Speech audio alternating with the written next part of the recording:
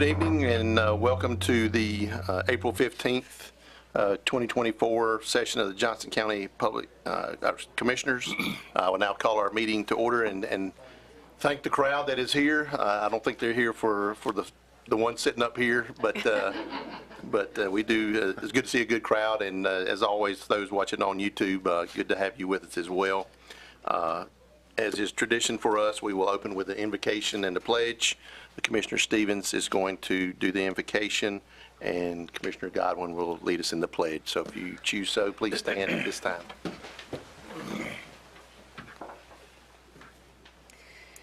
Gracious and merciful God, as we gather here today to serve our wonderful Johnston County community, grant us the wisdom, empathy, and courage to guide our discussions and decisions that they may reflect the values of justice and compassion.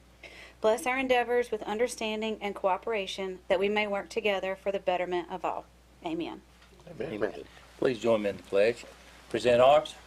I pledge allegiance to the flag of the United States of America and to the republic for which it stands, one nation under God, indivisible, with liberty and justice for all. Two. Those of you who have a seat, be seated. Those can. Yeah. I did forget to mention our the board's 6 priorities that we reaffirmed this year. They are, and I think you will hear most of these in each of the items that we go through tonight, but they are educational funding, infrastructure, financial stewardship, land use, public safety, and last and probably most important is our county employees. So just keep an eye out for those as we go through tonight's agenda. The first item we have is approval of the agenda. Is there a need to change anything? And do I hear a motion to approve the agenda? Mr. Chairman, make a motion we approve the agenda as presented. Second. All right, we have a motion and a second. All those in favor, please say aye. Aye. Any opposed? All right, the agenda is approved. Next up, we have the consent agenda. We have 7 items on those tonight. The approval of the March 18th meeting. There's a couple of additions to the DOT system. We have approval of the jail health plan for the sheriff's office. We have, for HAP, we have the approval of the fiscal year 24-25 annual plan. And then for Johnston County Utilities, we have water and sewer regionalization study funding application. And we have a couple of appointments to our Bentonville Community Building Board of Trustees and to our West Johnson Firefighters Relief Fund Board. And then we have a couple of budget revisions. One is for the Finance Department and the other is for tourism. Is there any adjustments or items on here? Mr. Chairman, I move that it be approved with a slight adjustment to clarify on G, budget revisions, tourism is for the town of Selma. Okay. All right, we have a motion with one change to the second item under G. Second. We have a second. All in favor of approval of the consent agenda, please say aye. Aye. All right, consent agenda is approved with the noted change. All right, next up is, I think what most of you are here for is a special presentation. I wish the crowd was this full. Well, I think so every time. But it says something about you, Mr. Holland, and we're here to present a plaque appreciation to Attorney Walter Andy. I like Andy much better. Holland Jr. So I'm going to turn it over to Vice Chairman Harris. He is the railroad representative on the DSS board. Thank you, Mr. Chairman. Resolution of appreciation to Attorney Walter A. Holland Jr. for 50 years of service to Johnston County. I'm going to pause right there for 50 years of service. That's fantastic. Whereas Walter A. Holland Jr., known affectionately by all as Andy, was appointed staff attorney for Johnston County Department of Social Services effective April 15th, 1974. And whereas in 1975, the North Carolina General Assembly enacted the North Carolina Child Support Act to provide financial support for dependent children by the responsible parent, and Andy Holland was instrumental in the creation and implementation of the Johnston County Child Support Services. And whereas Andy Holland has served Johnston County for 50 years as a special attorney for Johnston County Department of Social Services and the Johnston County Child Support Services.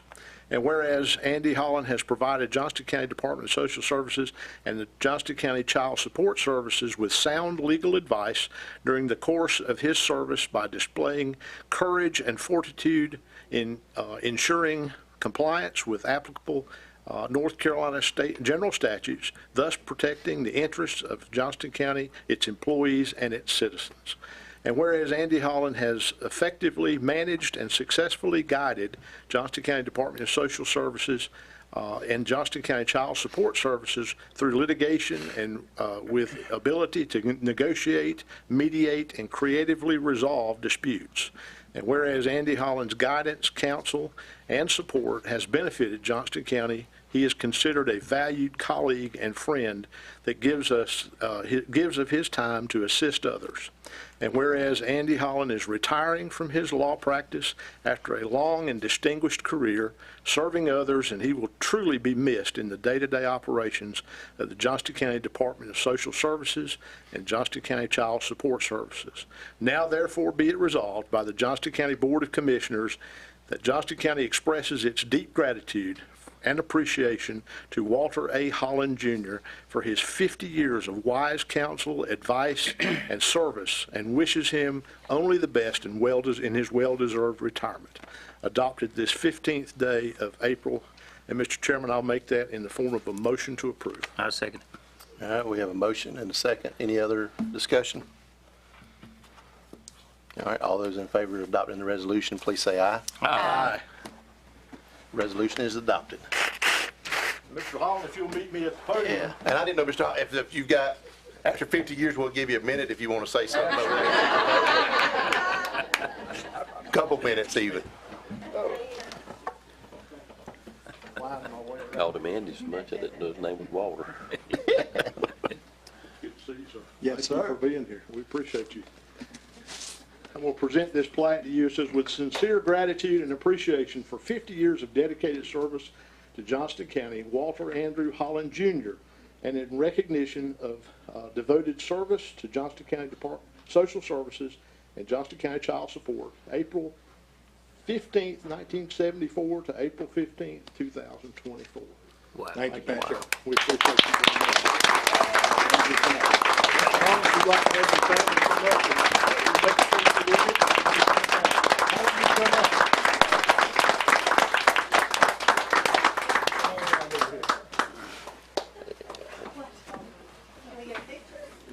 This might take more than one picture, okay? Yeah. I was trying to move it over. I noticed he rushed up here being the first one, right? Yeah. I'll get right here. Yeah, that's why I stand back here. We're so proud of you. We are proud of you. Y'all get first. Not good. All right. All right. I'm gonna take a few. All right. Just gonna take a few. Make sure nobody's eyes are closed. Perfect. Big smiles. Thank you. All right.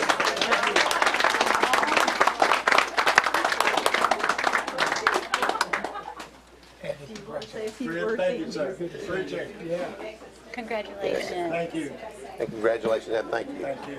Congratulations, Andy. Yes, sir. No, I don't want to speak, sir. Oh, good to see you again. Thank you, Andy. Yes, sir. You vacate your room. Yeah. Yeah, I think there are people out in the halls who are ready to come in. So. Is it right there? Yes. Yep.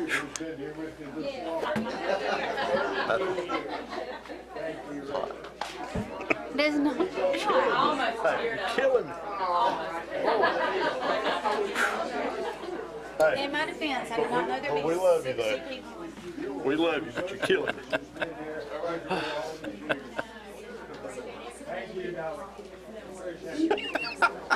That look is priceless right there.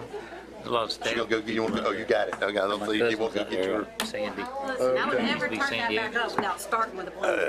It wouldn't be unfair like that. All right, we got the second shift coming in now. I miss my snuggle. It's not often we get to empty the room and then fill it right back Yeah. up. That's right. And we're not even in trouble. So, Yeah. I don't think. I don't think. Hopefully not.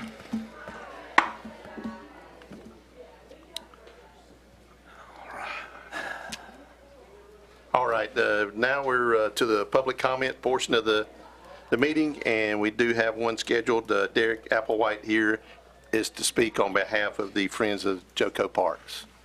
So, Mr. Applewhite, I'll turn it over to you. Thank you, Mr. Chairman and members of the board. Thank you for allowing me to speak this evening. Derek Applewhite out of Clayton and chairman of the Friends of Johnston County Parks. The Friends is a 501c3 nonprofit advocating in support of parks, open space, the arts, and recreational opportunities for Johnston County citizens and visitors. And I'm here today to proudly announce the 4th annual Earth Day countywide cleanup this Saturday, April 20th from 9 a.m. to noon. There are about 12 participating locations, including Archer Lodge, Clayton, Cleveland, Smithfield, Selma, Benston, Princeton, Kinley, Bentonville, Battlefield, Howwoods Environmental Learning Center, and TLC's Flower Hill Nature Preserve. This event has become Johnston County's largest litter cleanup effort each year, mobilizing hundreds of volunteers, picking up thousands of pounds of trash. And this partnership with the county and the Friends and towns, community groups, nonprofits, and Rotary clubs started in 2020 when we saw that our roads and parks and trails were littered with trash. But it's continued, and it's been an awesome event over the past several years. So we can't thank you and staff enough for partnering with us and continuing this event. We hope that you all can participate this weekend. And not to get ahead of ourselves, but we are also planning a river cleanup. Commissioner Godwin, I know you've mentioned this in the past, so we're going to work with a smaller group over the next several months to see if we can't get some details ironed out for that. But before I step away, I do want to provide some other updates, and I'll try to be quick. We've partnered with the Johnston County Arts Council, so the Friends and the Arts Council, on an Arts Meets Nature initiative over the past 2 years that has funded 4 murals and mosaics across the county: Smithfield Park, Artmosphere Community Center in Cleveland, Kinley, and Archer Lodge have all been awarded, and all of those have been complete except for Archer Lodge, which will commence this summer. So it's really exciting, and I'd like to thank Darlene Williford and the Arts Council, along with other members of the Friends that have been participating in that.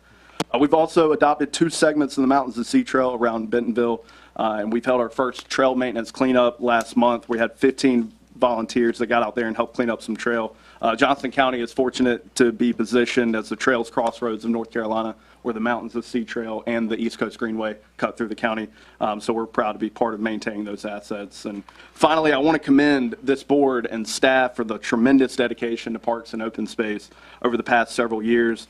Not only are we close to seeing the county's first regional park come to fruition, but staff has been hard at work in identifying new opportunities to offer these important assets and resources to the county community. And it came up last week. Adrian O'Neill and Austin Cross, that will speak to y'all later, have secured nearly $7 million in grant funding. It's a tremendous amount. And I know that Rick has assembled a strong team here in the county, but by bringing those 2 folks in Austin and Adrian, it's enabled this board to make transformational and generational change through parks and open space and trails. So thank you all so much, and we hope to continue this partnership for many years. So I appreciate it. Quick question for the public watching: where can they find out how to volunteer for the Earth Day this Saturday? Of course. You can look us up on Facebook and Google. We have event pages for both of those through the Friends and other partners, including the town of Clayton and some other groups as well. So if you Google Earth Day Cleanup in Johnston County, we'll pop up and you can sign up there. Perfect. Thank you. Thank you. I was at a town of Selma council meeting last week, and they mentioned it as well, that cleanup day. So the towns are getting on board. Awesome. Very proud of it. Thank you all. Yes, sir. All right. Truly. Thank you. Appreciate it. All right. Is there anyone else in the audience who wishes to speak to an item that is not on the agenda? Seeing nobody moving towards the podium, we will move on. I do want to check, and Madam Clerk, no emails. Okay. All right, we'll move on to the next item, which is Partnership for Children Read to Grow presentation. And I believe is Candy here to speak. Candy Scott, the Executive Director. So come. I'm going to start. Karen, I'm Karen Mills with the Partnership. This is the second time y'all done this to me. I'm sorry, we messed your agenda all up. We're gonna share the podium. Okay, yeah, that's great. Oops. I just want to thank you for your continued support of our Read to Grow efforts and of our efforts to improve kindergarten readiness in Johnston County. We're celebrating 5 years since the very first time I stood here and asked for funds for Read to Grow, and you helped us establish our steering committee and our work groups that have really guided us to where we are today.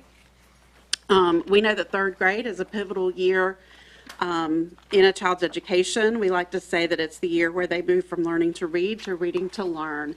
And if they're not reading proficiently in third grade, then things become much more challenging from there on out.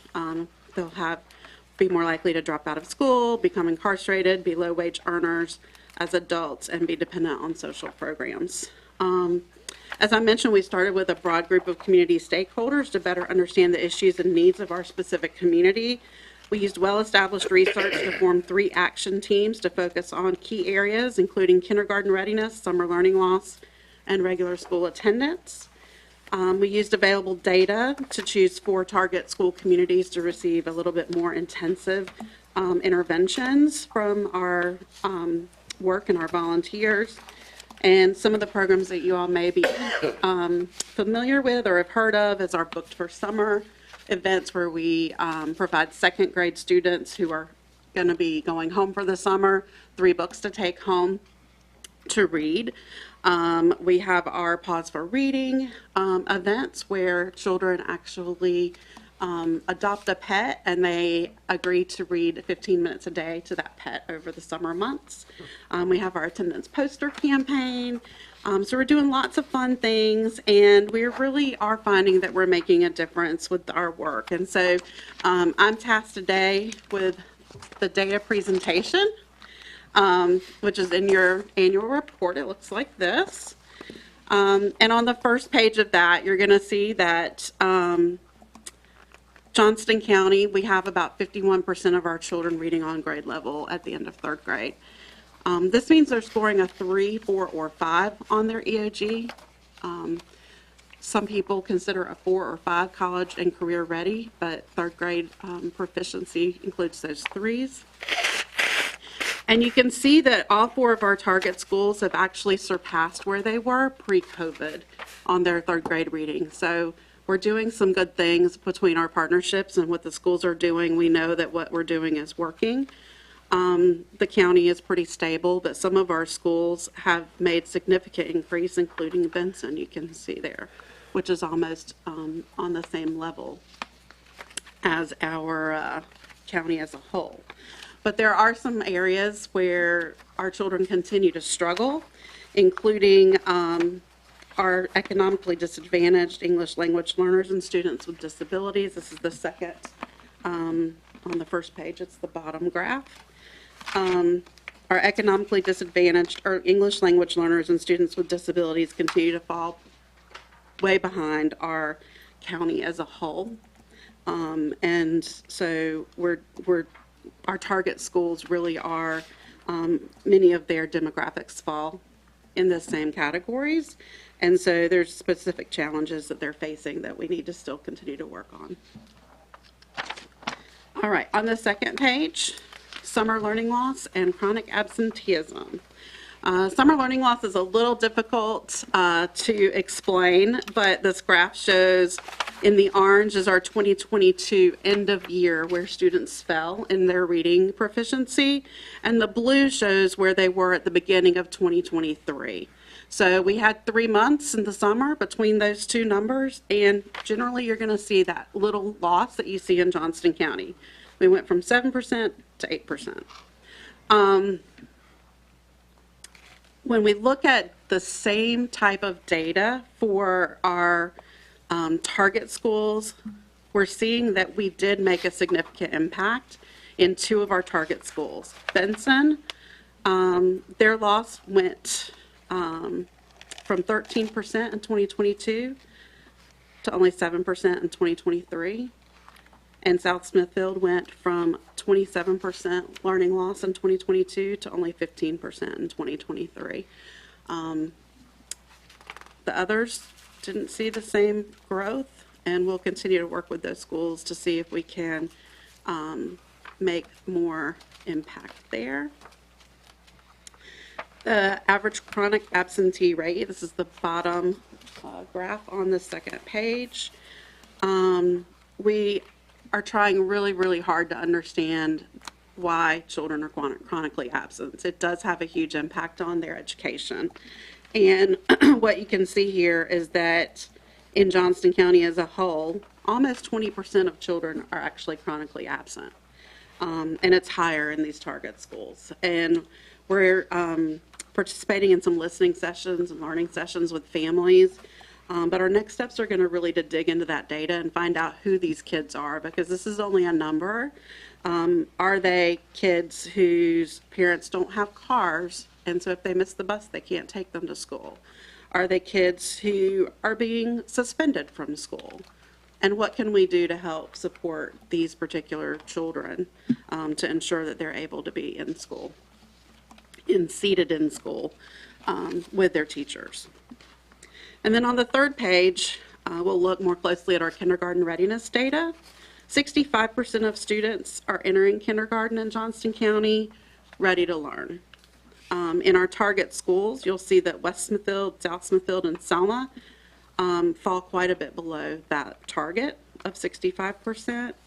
And so we're still going to be doing some research to figure out how we can best meet these families. They're not in childcare. Most of these children are not in childcare. So we have to find other ways to reach them and educate their families. One of the things that we're doing that we started last year is a Ready for Kindergarten, what was it called, Heather? Kindergarten Readiness Night at our target schools, where they can actually, the parents can bring their children. This year, they're going to experience the lunch line. They're going to experience a kindergarten classroom. They're going to go through activities that will show their parents what kinds of activities they can do with their children at home to help them prepare for kindergarten. And they're going to get a hop on a school bus before they leave. So we've tried to make it a lot of fun.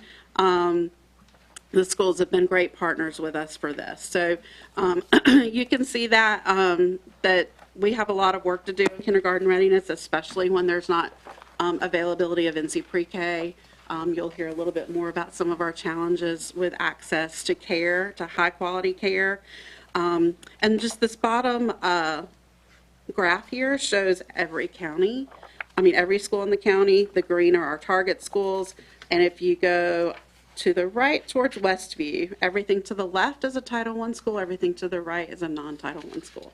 So you can see that our Title I schools are certainly struggling more in those areas. Any questions about the data?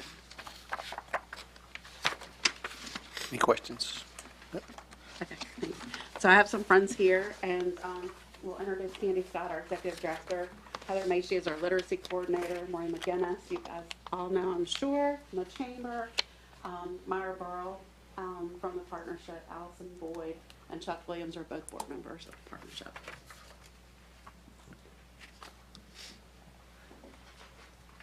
Thank you for having us. I'm Candy Scott, the executive director. I've been here since October. I came here from Cumberland County, and I really love it here in Johnston County. I know I made the right decision. I am here to ask for your support. This data that Karen presented to you directly relates to the proposal that we submitted to the county to support our school readiness activities. And this year, in particular, this coming year in particular, is going to be critical because we need to make sure that we have activities such as the ones through Read to Grow to reach children who are not in preschool. We received information last week that the Johnston County Public Schools, they're cutting their preschool program by 300 students. And so what's going to happen to those students that are not going to be able to be served in those preschool settings? Well, we're positioned to be able to reach those children, but we need local support to do that. So I'm here to ask that when you look at those proposals, reflect on Karen's information because she's given great visuals to you to look at that. And just know that we are positioned to help those children. And this coming year is going to be a year like we've probably never seen before. Because the other thing I wanted to share with you is Ariel Ford, the director of the Division of Child Development and Early Education, has announced that because of the ending of the ARPA money and the stabilization grants, we are looking at 1/3 of our child care facilities closing because they're no longer going to receive that money. And so again, we need to make sure that we're going to be able to reach those children to give them those services that they need to enter kindergarten ready to succeed. And we have Maureen here with us to just talk to you a little bit about how our work and the school readiness work and even the work that we do with childcare impacts the workforce. Thank you. Hi, I'm Maureen McGinnis. I'm president and CEO of the Triangle East Chamber. And you're probably wondering why is the chamber here when we're talking about the little ones. But early childhood education is a workforce development issue. If you don't go enter school ready to learn, you're already behind. And, you know, Chris is doing an excellent job recruiting businesses to our county. But without quality early childhood education programs, we are going to be behind the 8 ball when it comes to having a workforce that's ready and available to these companies. Kelly Wallace and I are both fellows with the U.S. Chamber of Commerce when it comes to workforce development, and we've each spent a year studying these issues, and we spend a lot of time on the importance of early childhood education on workforce development. We are currently partnering with the Partnership for Children on seeking some solutions to the issues that face Johnston County in particular. As the data has shown, if you don't enter kindergarten ready to learn how to read, by the time you're in 3rd grade, you are not going to catch up. And that is not good for our county as a whole. So not only will those students not be able to take on the jobs that we have, but for you as county leaders, you're looking at some increased costs on the long run. Those children tend to drop out, and those who drop out engage in risky behaviors, crime, drugs, alcohol, and 60% of the dropouts tend to be incarcerated. So in the long run, investing in early childhood education programs that help our children get ready for school saves us money as a county, and it helps prepare our future workforce. So thank you. Thank you. Thank you. Anyone else? That's, We have supporters, but Okay. that's it for the presentation. all right. Well, thank you for that very much. Any final questions from the board? All right, thank you. Thank y'all. Thank you. And thank you for what you do. All right, the next item will be presented by Chad McLam, and it's reimbursement resolution for Johnston Community College Advanced Manufacturing Training Center expenditures. Mr. McLam? Good evening. Staff requested the board adopt a resolution allowing for the reimbursement of expenditures for the construction of the Johnston Community College Advanced Manufacturing Training Center with the proceeds of debt. As you know, the county will advance or pay for certain capital costs associated with the construction of the center, and this resolution will allow the county to be reimbursed in the event that we borrow money for these costs. And if you would please, if you would adopt a resolution. Mr. Chairman, I move we adopt this resolution. Can I have a second? Second. All right, any other questions, comments? All those in favor of the motion to adopt the resolution, please say aye. Aye. Any opposed, nay? Thank you. Motion carries. Thank you. Next up, we have, I don't know if you'll call him Mr. Money now or Daddy Warbucks or something, off the cross of our Parks, Greenways, and Open Space program to actually, I'd say present yet another win that you have it. Another win for the county. So as y'all know, last month, March 18th, we came before y'all to get permission to put in a grant application for the fiscal year 2024-2025 carbon reduction program. And 3 days later, we heard that we were awarded $3.3 million. Nice. That will go towards the 2 miles of trail, Wilson Mills. We have also the allocation of $592,000, or up to, from East Coast Greenway Alliance.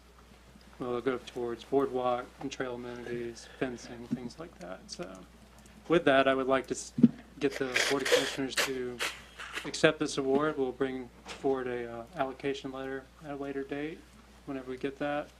Just has to go through a few things with NCDOT and Upper Coastal Plains RPO. Any questions on that? Any questions? That's probably the list on to hear a motion. Mr. Chairman, I'll make a motion, we accept the award as presented. Second. All right, we have a motion and a second. Any other comments, discussion? This was supported by the Upper Coastal Plain RPO. I'm glad they did. Yep, well, We Yeah. appreciate their recommendation. Yeah. And looking forward to more partnerships with them and DOT and everyone else. all right. All those in favor of accepting the award of, can I say, almost $3.4 million? You can round it up. Yeah. Yeah. Say aye. Aye. Any opposed? Motion carries. Thank you. Thank y'all. you. Thank you for your work. It's good to see you. Great job. Mr. O'Neill. We'll see you next month. Yeah. No pressure. No pressure. All right. Next up, we have a presentation on our Phase 2 of our water sewer regionalization study and an update on that. And we have Mr. J.D. Solomon here to present to us, and he brought us back up with Robert Chambers with Black and Veatch. So, Yeah, y'all gave me a hard one to follow, you know. Yeah. You don't have, yeah. I figure Robert's got the money for us, yeah. Yeah, J.D. Solomon again. I've been the task manager for this. You're going to hear more from Robert than from me. I just want to make a few introductory kind of remarks. We've worked hard. You guys have funded this study out of the general fund to make sure that all the utilities and jurisdictions, all 13 of them, feel very independent and not slighted or overwhelmed. So we've done that. I think we've got a lot of excitement. Y'all are hearing for the first time, and you have your reports tonight for this, or we'll have them. The details. We met last month. I met last month. I gave a brief summary to the regionalization work team, which is many of the political entities. We didn't share a lot of details. In fact, I had some screens that were blurred out intentionally, so you guys would see the numbers first. But we will meet with them Thursday night of this week, and Robert will share some more details with them. But we wanted you guys to see it first, so keep our priorities in order. There's a lot to unpack. Robert's going to unpack it all in about 10 or 15 minutes and let y'all ask questions if you have them. And we'll take comments. So one of the things I told the work team last month was it's going to take, you want to hear the punchline, it's going to take years to work through some of this. There's a lot of entities. It's going to cost more than tens of thousands of dollars, but hopefully not $1 million. But I think you'll hear from Robert that there's about $2 billion of infrastructure in the swing. So when you look at what you've got to do to pull all that together, it does take quite some time and some effort to pull all those parties and numbers together. Last thing I'll say is that I do a lot of this across the country. You guys have heard me say that. I applaud you for your vision. With all that we have here, there'll still be some stuff we need. But just remind you, as Robert comes up, this is the first time we've mapped out all the infrastructure in the county. This is the first time we've mapped out all the business systems that all the jurisdictions are using to manage their utilities. And this is the first time we've holistically looked at all the financial aspects of it. So regardless of where we come out on the back end, I think we've made some really good progress, and you guys had some really good vision to move us in this direction for the next 30 years. So with that, I got turn one it over to question. Black and Veatch. I got one question, Yes. JD. I know there are 11 municipalities in the county, and the county. What's the 13th? You got two private water systems. Okay. And we took I'm their familiar. data, but they kind of bailed out of two because they report to the Public Utility Commission Right. and not the local government Okay. commission. Thank you. So, but we've, Thank you very much, JD. Mr. Chairman, Commission members, thank you very much for having us here again. Before I get going, I'm going to hand out these. Yeah, if you would give them to Deputy Clerk. Thank you. So, okay, I'm just going to get into it, if that's okay with you all. We'll go over the project objectives today, share a few highlights, just to go about setting the tone for the information that's coming. We'll talk about some key focus areas within the analysis. We'll also then present what we call the proposed regionalization scenario, and then we'll highlight the roadmap. And the roadmap will entail what do we have to do to get this thing done potentially, and the time associated with it. Before I get going into the meat of the presentation, you know, we as a team just wanted to thank you all for giving us the privilege and allowing us to serve and be a part of this team, you know, to perform this critical analysis. We understand how important it is to the region, and we're really grateful and thankful to serve the residents of Johnston County. So thank you very much. The objective is just to continue to facilitate this discussion as it relates to regionalization. We're going to outline certain considerations associated with a regionalization scenario and present what we call a roadmap of what would it look like, what would it take to get this thing done. So looking at it, what we wanted to hear is just jump into some of the key areas that we saw to set the tone for the presentation. Okay? Financial highlights. You know, JD highlighted that we're looking at about $2 billion in capital requirements. That is correct. But what must be understood of this number is that's the baseline requirement based on over the next 20 years, based on everything that you have to do, based on a few assumptions that's been made. That's what it will take and the requirements associated with keeping your existing systems running and, you know, initiating certain investments in your system. As such, there will be revenue increases that will be required, and the goal is to have a balanced financial plan. And if we get to the stage, if you get to the stage of a regionalization scenario, uniformity in rates. Governance, right? You're operating in a limited form of cooperation, which is ratified by service agreements. So as you go forward, with or without regionalization, there has to be deep coordination between utility systems, regulatory agencies, you know, and all the other bodies that are part of how you all operate on a daily basis. As it relates to the operating organization, we got a lot of good feedback during the initial meetings that we had with the utility systems.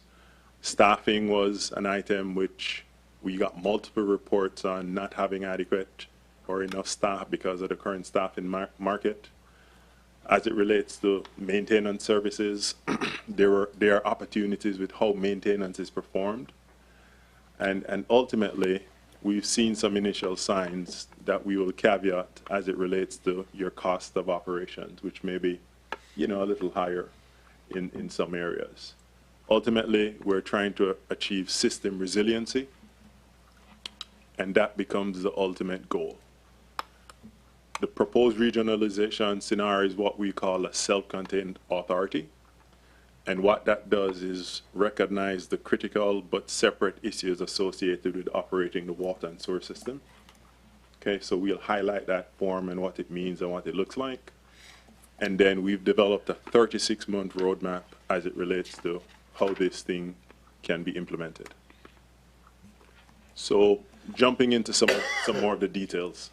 We have specific drivers that are shared as it relates to regionalization, and specific drivers that are specific to each system, water and sewer, respectively. For example, the diversity in your water treatment systems and where they're located, source of supply permitting on the water side, locating all the meters that are currently and other infrastructure that are currently in the ground, becomes a specific water issues, for example. Then you look at the sewer conveyance system, inflow and infiltration, right? Transitioning some portions of the sewer systems in the area from septic to sewer. Flow discharge permitting, those are specific, for example, sewer drivers and items that have to be considered. Then you have other shared items across both systems. So these become the drivers of what you will be looking at with or without regionalization going forward. Okay. Going into the preliminary due diligence, this report completes the first two stages of the approach we've presented before, which is the initiation and the due diligence. Next would then be what we call the deep dive evaluations, where you look at the technical and other aspects to go about aligning and integrating the organizations, and then implementation. So from a governance perspective, what we've tried to do in presenting the proposed form of governance is build on the tenets of governance you currently have. As we highlighted, you have intergovernmental cooperation, which ratifies water and sewer service amongst the utility systems and public utilities through interlocal/service agreements. Okay? In going forward, the form of regionalization has to facilitate your existing structures of governance. It also has to support how you maximize and share risk, and how you also share the associated benefits. Okay? And there has to be a working body focused on how you go about assessing the issues and opportunities that may be presented. And in doing so, we're presenting a self-contained form. What a self-contained authority is, it's an authority that stands alone, operates with a board. There is cooperation regionally, whereby whether through agreements, interlocal/service agreements, jurisdictions come together, provide service or give service to that entity, which that entity will operate and maintain, right, through the leadership of that entity. And service then will be provided to the customers, as compared to your current form, which is a service agreement just to provide one function of the entire value chain of water and sewer. You know, you may ask, what's the difference between a self-contained authority and a fully integrated utility? A fully integrated utility would take all the assets, everything, and all the assets would be owned and operated by that individual or that single entity, I'm sorry. So that's, you know, some of the basic differences as it relates to a self-contained authority and a fully integrated entity. Now, looking at the water and sewer system on an individual basis, we've provided two maps on this illustration to just give you a feel for the location of your facilities and what your current infrastructure looks like. You know, as you can see in the first map at the top, the yellow stars represents the water treatment facilities. And you can see that they're concentrated in the central to southeastern part of the service area. The red stars highlight the wastewater or the sewer treatment facilities. And the dots highlight master meters that support water service in and around the region. So right off the bat, you see there are some different characteristics with regard to where these facilities are located. Secondly, if you look at the second illustration below, that highlights the lines in blue highlight the transmission and distribution for water, for the water system. And you can see it's pretty, it pretty much covers just about the entire county, as compared to the purple lines that just highlight the sewer conveyance, which would indicate that the sewer is less built out, as you all are aware, than the water, and investment will have to be made as such to build out these facilities. What we really wanted to highlight is that as we said in the beginning, the issues around water service versus sewer service are important and critical but separate. And that has to be understood and recognized as a part of a regionalization scenario. Okay. Moving forward. Maintenance became an item which we received a lot of good feedback about, and we got to gain a good understanding of how maintenance is performed in the region. You know, currently, a lot of the maintenance is what we would call corrective maintenance, right? You have to go and complete that maintenance after it has happened, not being able to schedule or predict it, and essentially, that's more expensive. In addition, for some utility systems, depending on the nature and the criticality of that incident, it has to be outsourced. So that again becomes higher cost of performing that maintenance service. We need to get to a point where we're looking at targeted maintenance, where we can predict and understand the criticality, the condition, and the life of that asset, and ultimately when it needs to be rehabilitated, changed, et cetera, which is proactive and reduces the cost of maintenance. You do that through, you know, assessing dedicated maintenance teams that have schedulers, planners, and a framework and system to provide maintenance, because that's a critical part of your O&M. You know, the illustration below just shows typically what the characteristics of a maintenance team will look like. Having a unit leader, a dedicated group that provides service by geography. That's not the case for all the utility systems, but we just wanted to highlight that that was an area where there's opportunity. The existing cost of operations. So what we did here is we took the existing costs that we received as a part of the study for all the utility systems. We also looked at the American Water Works Association benchmarking study to then say, based on the calculated cost to produce water and treat sewer, how do those costs compare to the regional and national averages, you know, as examples. The first two illustrations kind of highlight where the individual systems stand as compared to the regional and national average. If you see the yellow and that gray line that just is above, that's at the lower part of the illustration, that represents the regional and national average. If we look at the orange line, that's the average for all the systems. And you can see that on average, it's a little higher to provide water and sewer from an operating and maintenance expense basis. Now, one thing to caveat is smaller systems, you know, have some incremental considerations that have to be understood around fixed costs and how you go and procure services. And typically you don't have that large base of resources and units to gain certain synergies. So that also has to be understood and not taken out of context. The next indicator is the operating ratio.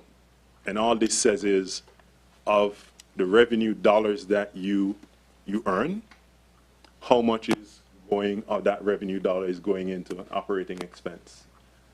And as we can see in that third illustration that's at the bottom, you know, for most of the systems, they're above that national average, and even the average is above. So we see it as an opportunity through regionalization, okay, to optimize some of those costs.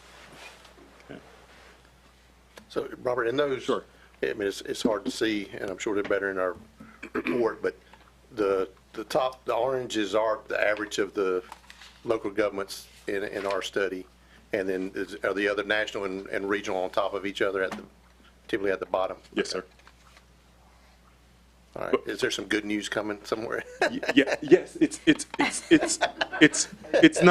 not bad news. It's actually a good news for regionalization, because there's opportunities to optimize what you currently do to achieve some of those benefits and synergies that you're trying to gain. There we go. So, yeah. So this is the financial plan. And what we did is we ran a financial plan for every individual system, okay, to look at, okay, what would it take to operate each system from a revenue and cost perspective? And then we aggregated all the systems and ran a financial plan for the regionalized entity, okay? The green area graph represents O&M, the gray is debt service, and the yellow is other expenditures, which is typically capital and other investments in the system to keep the system going, okay? The red line is your existing revenues with growth, okay? And one of the trends we saw was that, and it's there, with your existing revenues, there's still challenges and you'll still have to increase rates going forward to meet the forecast of what costs will be going forward. And this is something that you all grapple with and deal with on an ongoing basis. In seeing and understanding your existing revenues and understanding your costs, we had to look at your CIP, which was about $2.1 billion with everything that was considered. We also, for some of the utilities, we also implemented a renewal and replacement assignment because some systems needed more investment in their systems, you know, to operate and maintain the level of service. There's also the topic of PFAS. And at Black and Veatch, we have a PFAS database, and we've been doing a lot in the area. And we were able to identify for the wells in the county the capital and operating costs to mitigate PFAS in the region, and that's incorporated as well in these numbers. And then we also proposed a regional advanced metering infrastructure program. And the reason we proposed that is because the metering and how you track and understand billing customer data is critical to how you assess demand, understand how much flow the utility systems require going forward, being able to help you identify leaks and other integrity issues in your system. So a regionalized AMI program will give you an opportunity to maximize how you report, when you report, better plan what you need, and realize some synergies therein, okay? So that's also incorporated. The blue line represents the proposed revenue increases that would be required, which are highlighted in the table to the right, to meet your requirements, to meet your debt service coverage ratios and other financial ratios that are typical. Okay, so we shouldn't look at this, in my opinion, as it relates to regionalization or not. This is the current considerations that the county will have to deal with, the utility systems will have to deal with, and what it looks like as of right now as a baseline assessment going forward, okay? That's the biggest message I would like to present to you all, that, you know, this is a baseline and regionalization can support the efforts required, okay? So the next slide, what we're doing here is just showing you what a comparison of current rates. And for the varying and different systems, the current rates are different, you know. In addition to the actual rates, the structure by which service is furnished, you know, is a little different. So under a regionalized scenario, there has to be uniformity over time and a plan eventually to get everybody, you know, to that same rate under the entity. So just wanted to highlight and show you the difference here, just so you could see it. So what we have here is presenting a framework, an illustration of the opportunities. You know, you sit here, you may say, man, this is all not so good news. And we don't see it that way. We see it as an opportunity because you all have what we call competing priorities, whether it be, you know, maintaining a resilient infrastructure, establishing an I&I reduction program, advanced metering.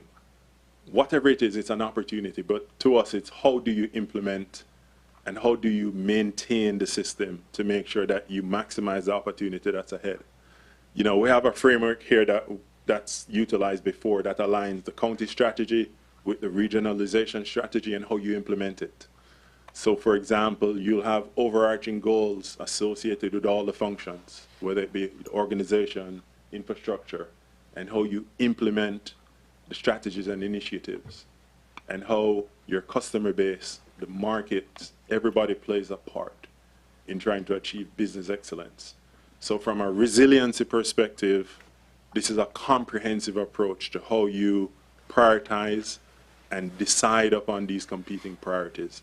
And that's the opportunity. The opportunity resides in which one of these items or priorities can be the biggest bang for the county, and how do we implement it to assure that we realize that benefit or that opportunity. So just wanted to highlight that for you all. So the proposed regionalization scenario, you know, it's a self-contained authority, and what it does, it supports sharing of risks as it relates to the administrative and operating requirements and the realized benefits. And it will take extensive legislative and due diligence procedures. So meetings, analysis, negotiations, and discussions, it will be extensive. But where you're trying to go, you know, that's a part of trying to realize that benefit. So what we have here is the proposed organizational structure. If you were to consider the self-contained authority, and in recognizing and understanding that the water and sewer issues are separate, you go about establishing the authority, having a separate water business unit that operates as a separate business unit, grappling and dealing and prioritizing the opportunities around the water services. You have a sewer business unit that does the same thing for sewer, and the engine and the spine of this business is what we call the business operations unit, which is the center unit that takes and assesses all the shared services, all the priorities around how you provide maintenance, engineering, and identify and schedule those synergies for both the water and sewer business, okay, to assist in realizing the benefit. What this organizational structure does, it allows you to understand, as JD was highlighting in the beginning, understand and see the water issues and deal with those separately, the sewer issues and deal with those separately, because they're separate and critical, and then how you bring them together for the benefit of the organization through business ops. Okay. So the final slide, it's the roadmap. And what we've proposed, it's a 3-year roadmap to implement regionalization. It has 3 phases. The first phase being the organization development, the second being the alignment phase, and the third being the implementation. As a part of that first organizational development, which is about the first 12 months, we propose establishing a regionalization committee. We propose looking at the formation of the authority, which would mean commitments by individual system or jurisdiction resolution, establishing memorandums of understanding as it relates to how you'll go about assessing and the responsibility under this roadmap period, establishing an authority board and an authority structure, and then going about looking at the organizational analysis and other stakeholder engagement that needs to be undertaken.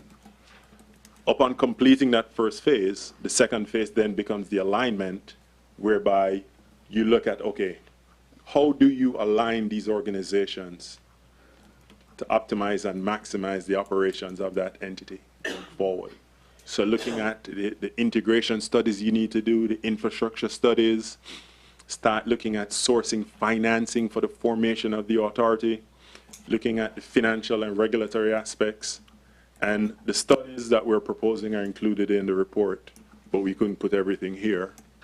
Okay, but then upon going about understanding the alignment, this then gives you an understanding and a profile of where the opportunities lie, what you can do, where those bigger bangs may be as it relates to regionalization.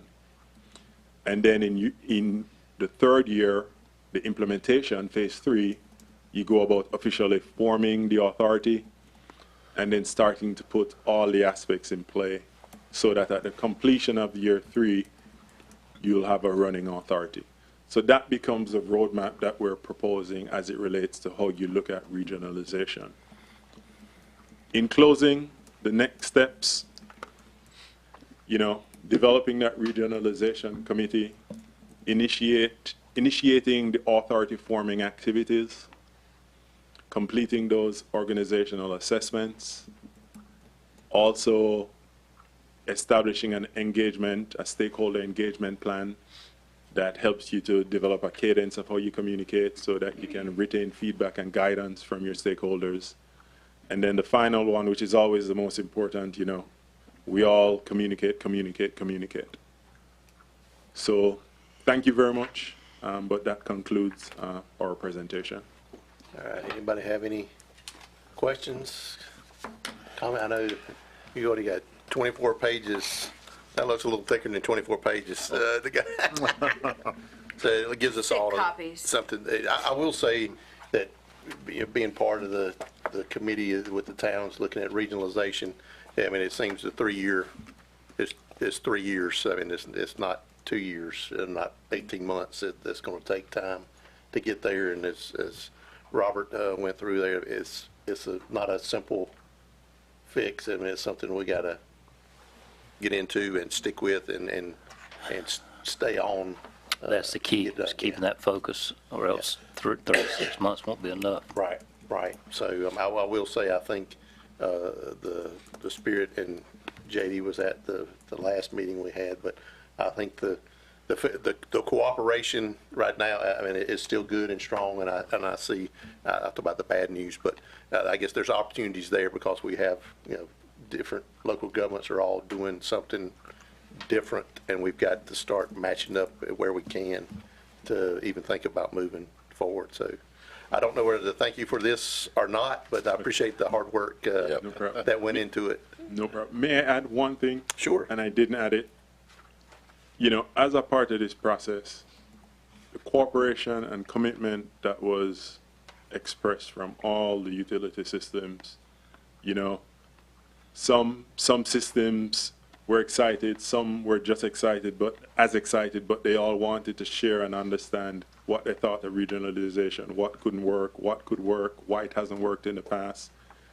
And there was a real deep sense of enthusiasm, not in every meeting, but everybody participated, everybody showed commitment, and it was really refreshing because it showed that, your stakeholders, the constituents, the residents, the leaders of these systems really care and believe in trying to understand what could be done here.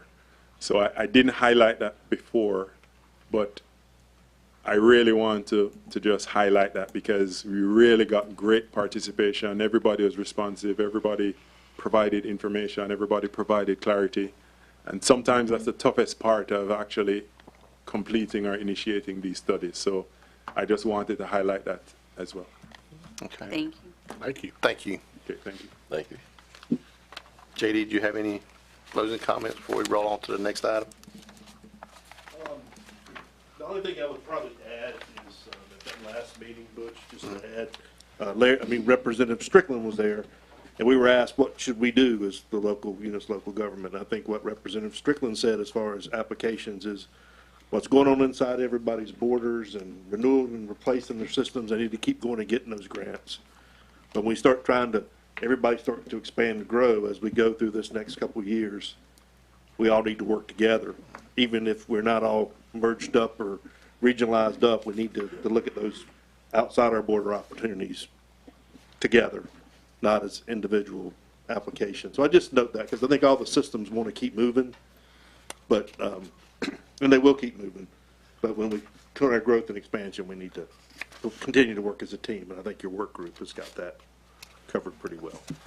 Thank you. All right, thank you. Thanks, JD. All right, continuing along the line of utilities, we have Kim Rainier here from our utilities department to talk about our 2024 CIP. Yeah, thank you. On April 1st, the board held a public hearing to go over the 2024 capital improvements plan for the Public Utilities Department. I wanted to give you an opportunity to ask any more questions about that before you go ahead and hopefully resolve to adopt the plan. Any questions? I hear a motion. I guess it could be altered, well, it's built in such a fashion that it can always be reviewed and altered, but if the regionalization moves quickly, it may alter this quickly. Yeah. Yeah, I think that, I mean, there have been changes even without regionalization, so I Yeah. think that as we look at it and they, you know, Kim and the team at Public Utilities bring us the updates that they see needed, I think that'll. But we need a roadmap, therefore I move that it be approved. All right. Second. All right, we have a motion and a second. Any other discussion? Quick question, are we still having another stakeholders meeting this summer? I know I'm off topic, I apologize. On the capital improvements plan, No, on the water and sewer. there will be the system development fee and rate study that will be presented to the board as a follow-up to this, and there'll be Perfect. opportunity at that time. Thank you. And is that before, during budget season, or is it after? When will that? The rates adjustments recommended in this budget season are based on the study we did last year. Okay. But we will go ahead and in the fall do another study and Okay. and look at the needs presented in this capital improvement plan and what that does to rates. Thank you. Thank you. Thank you, Kim. All right, we have a motion and a second. All those in favor, please say aye. Aye. Any opposed? Motion carries. I will say as a compliment, Kim, as a compliment, at work, we have presentations to our future project managers, and I usually tell them that you don't walk away. I've never walked away from a board meeting where somebody said that was an awesome technical presentation. But after your CIP presentation at the last meeting, I've got calls from many people, including my wife, that said that was an awesome presentation. So kudos for you for breaking the trend on that. So, but thank you so much for all that you do and the ability to communicate that to the board and to everyone else. So. All right, that brings us to our 10th item, emergency services, the Single County Fire Protection Service District, and we have Mr. Jordan Piper here to bring that one home for us. Yes, sir. Good evening, Chairman. Good evening, Chairman Lauder, Commissioners, and thank you for your time this evening. I'd like to take a minute right quick to introduce a few folks in the audience here. Emergency Services Director Kevin Hubbard, Fire Chief of Four Oaks Fire Department Barry Stanley, Micro Fire Chief Johnny Dixon, and Benson Fire Chief Alan Johnston. So they are here in attendance showing their support tonight. So before you are two resolutions for your consideration. The first resolution is to abolish the 26 existing fire protection service districts. Although abolish has not been a favorable word in this process, North Carolina General Statute dictates that language to be used as we follow the process outlined within the statute. So as a reminder, our service districts only determine the funding for each of our contracted fire departments. Johnston County will continue to provide fire protection through these agencies just as we always have. The names of the departments and the people providing the services will remain as is. Through this process, the main goal has been to improve the fire service. County staff has worked closely with fire service leaders, and after significant study and public input, it was determined that the best way to achieve this goal was to create a countywide fire protection service district for the unincorporated area of Johnston County. This proposed change only deals with the way fire departments are funded. The proposed Fire Protection Service District will fund the full cost of fire protection services delivered on an equitable basis to all citizens of the service district. This model allows the cost burden to be carried equally by all service district property owners through a service district tax. The second resolution for your consideration is to create the new Johnston County Fire Protection Service District for the unincorporated area of Johnston County. Through this resolution, the town of Wilson Mills may be included in the new service district upon receipt of a resolution adopted by the town agreeing to be included. If approved by this board, the new Johnston County Fire Protection Service District will become effective July 1st, 2024. As a result of the existing service districts going away, the individual fire protection commissions, commonly known as fire tax boards, will no longer be necessary. So we respectfully request approval of both resolutions and to abolish the individual fire protection commissioners. So at this time, I'll be glad to answer any questions that you may have. Any questions? Do I hear a motion? I just comment, Mr. Chairman. I think the public hearing we had last time went a long way to help alleviate some fears and concerns a lot of people had in how it would affect their fire departments. And as Mr. Piper just said, it won't really affect them other than the funding for them. So, Mr. Chair, I'll make a motion to adopt the resolution abolishing the existing fire protection service districts, to adopt the resolution creating the Johnston County Fire Protection Service District, and to discharge and rescind the existing individual fire protection district commissions effective June 30th, 2024. Second. All right, we have a motion and a second. Any other discussion? Not, I just say thank you, thank the folks on the committee, all the chiefs out there that work on this, and emergency services folks, staff that worked on it. It was not in our legal counsel, who was a vital part of that again showed cooperation and collaboration, working together to work through something that has not been an easy process. So thank you for all that. All right, so we have a motion and a second. All those in favor, please say aye. Aye. Any opposed, nay? We're good. Thank you, sir. Good job. Thank you. All right, that brings us to managers' reports and comments. All right, board reports and comments. I have one thing, Mr. Chairman. Did you have anything? This thing that we just adopted was really a product of the work of the various fire chiefs and their organization.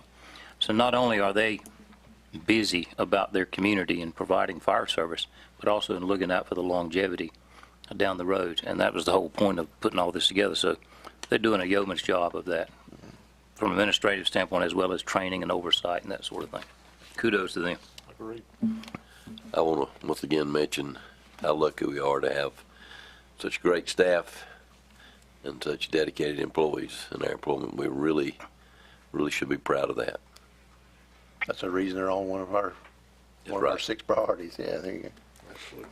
Vice Chairman Harris? Yes, sir. Mr. Chairman, just briefly, I want to continue just a little bit of what Commissioner Godwin and Commissioner Braswell started in that a lot of people don't realize that a lot of these fire chiefs and firemen are still working as volunteers, and they have day jobs and other responsibilities, so they take tremendous hours out of their days to put forth an effort to really serve the people of this county. So I'm really, really thankful for them and all that they do to serve the people, and I think this is a great step in the right direction to carry the fire service in Johnston County into the future. So thank you. All right, I did have one thing. This past week at the NC Public Transportation Conference, our very own JCATS was selected as the 2024 Transit System of the Year. So that is, I mean, How cool is that? Yeah, so that is awesome. They have the Medicaid managed care transportation, as well as the quick ride program that they are piloting and hope to expand that. So congratulations to Josh Jensen and his team. And I know Neil Davis has worked on that hard for many years. So congratulations to that team. And that is the only item I had. And we don't have a need for closed session. So how about a motion to adjourn? So moved. Second. All in favor, please say aye. Aye. We are adjourned. Easy enough.